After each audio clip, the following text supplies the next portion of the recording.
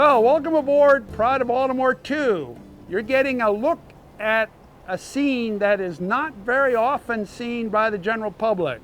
This is what we do to Pride of Baltimore II between her sailing seasons.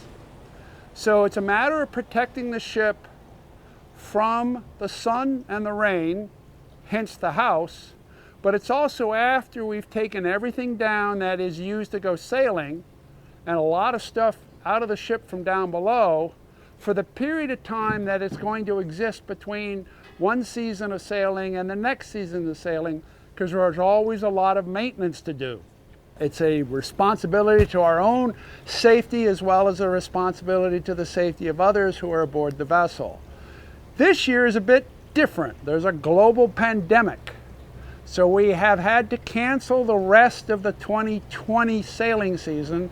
So here we are in the month of June, wrapping up the ship. She'll lay under a house for the rest of this year and through the winter as we get ready for the next sailing season in 2021. So now we're framing up and the boat's undressed.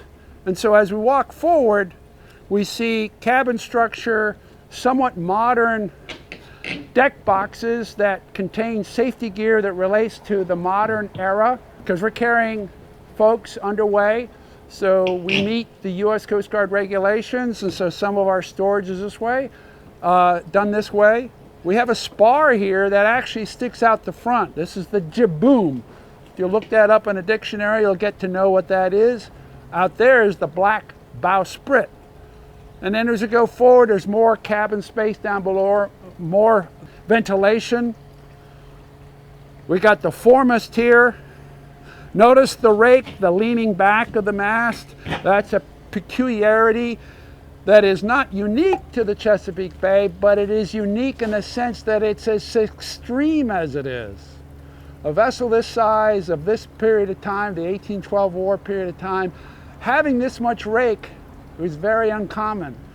And it was a typical thing for Baltimore boats, Baltimore privateers, and schooners of the Chesapeake Bay, and is still preserved today with the skipjack fleet, which is a still ongoing commercial oystering transport gathering device, the skipjack. Up forward, we have a mechanical device for bringing back the anchor, which you see over here. There's a rope hanging off the anchor. That's the anchor rod, as we call it, or anchor line. It's made of rope. So we would take that rope aboard, go around the drum 2 or 3 times. And there's a mechanism, a mechanical advantage that transfers. That's actually not period. That's more recent.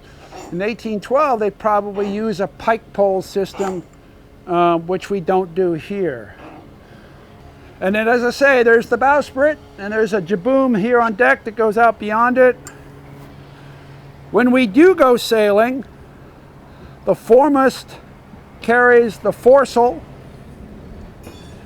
and then above that is a topmast that we send up from the deck. We bring it ashore, from ashore on board, we send it up. That topmast goes up through that black doubling that you see up aloft, as we call it, on the foremast, and that supports the mast. And then there's extra rigging that goes up to support that topmast.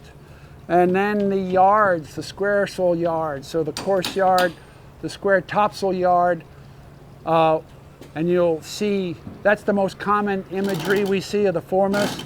So now we are walking past the midships. We see the mainmast. The mainmast also has a topmast, but there are no yards on this mainmast. Back in the day, they might do that, square sail on the mainmast, but we don't.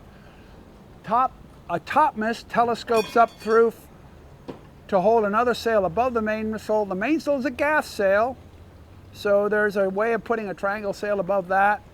But otherwise, there's a big main boom that lays resting here with a gaff on top of it. We have a big aft cabin where down below the officers remain, and we do ship administration, navigation, a lot of communication with back at home.